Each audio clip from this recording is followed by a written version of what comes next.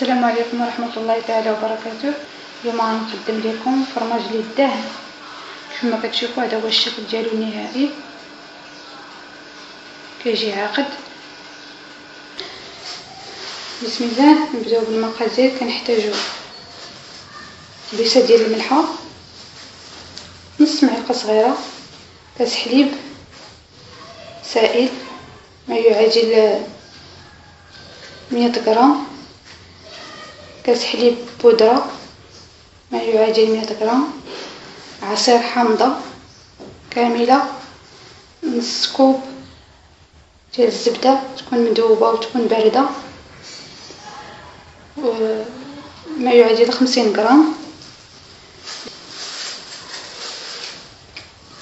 نديرو الملحة ونديرو الحليب نديرو نيدو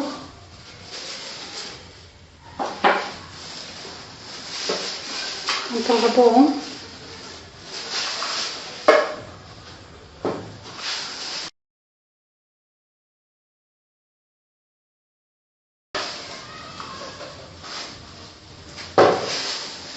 غنضيفو نص كاس ديال الزبده مذوبه بارده،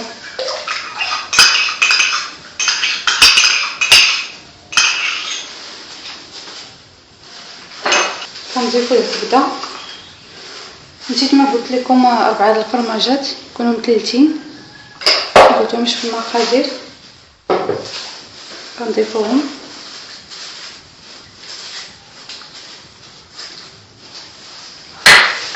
نخلطو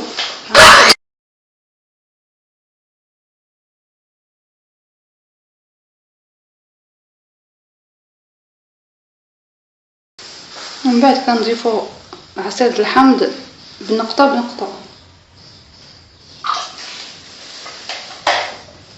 صافي، ونستمروا في الخلط حتى نحسو به عقد لينا.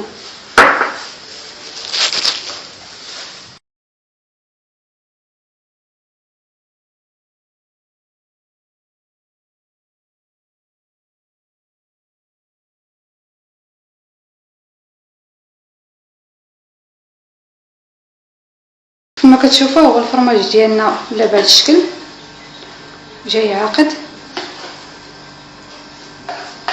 دابا غادي ناخذ كيسان بحال هادو نعمروهم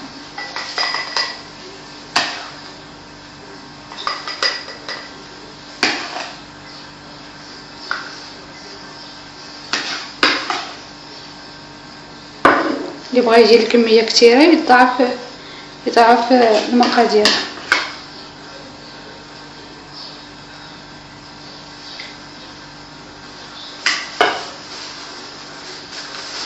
صافي نديروه في الثلاجه باش يشد راسو اكثر من هكا. صافي كيف ما كتشوفوا ها هو الفرماج ديالنا للدهن بهذا الشكل،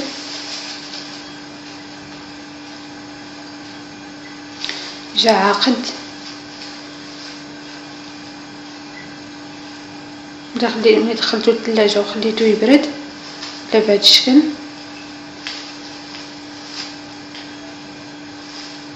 كنتمنى تجربوه ويعجبكم.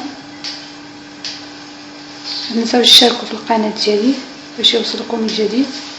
السلام عليكم ورحمه الله تعالى وبركاته.